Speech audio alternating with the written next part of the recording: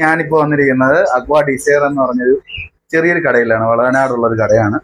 അപ്പോ ഞാനിപ്പോ ഇവിടെ ഒരു ഫോൺ വയ്ക്കാൻ വന്നതാണ്. അന്നേരം പരിചയപ്പെട്ട അപ്പൊ പുള്ളിക്കാരനും ഭാര്യയും കൂടെയാണ് ഇത് ചെയ്യുന്നത്.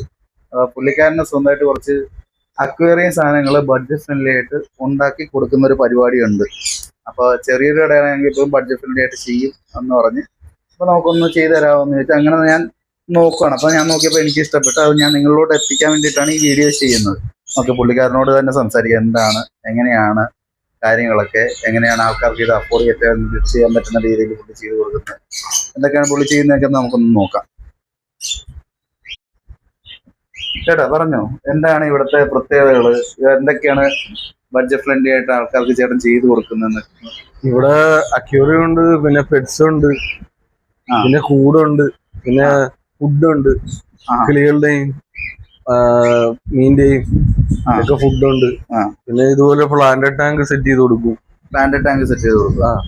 ഓക്കെ, എങ്ങനെയാ ഇത് സെറ്റ് ചെയ്ത് കൊടുക്കുന്നത്? നിങ്ങൾ തന്നെ ഉണ്ടാക്കി സെറ്റ് ചെയ്ത് കൊടുക്കുക. ലൈറ്റും കാര്യങ്ങളൊക്കെ എല്ലാം ഉണ്ടാവും, ഫുൾ ഉണ്ടാവും.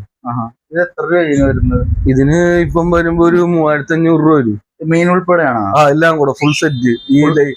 ഇതെല്ലാം ഉണ്ടാവും.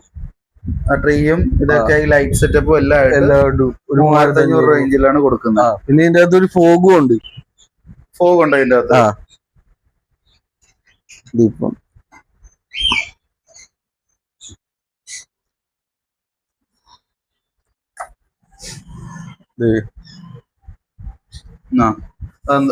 എന്താ ഫോഗ് ഇത് ഫോഗി.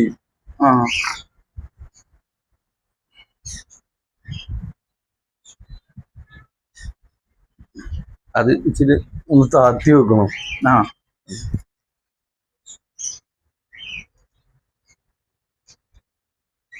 ആ ലൈറ്റ് ആണോ?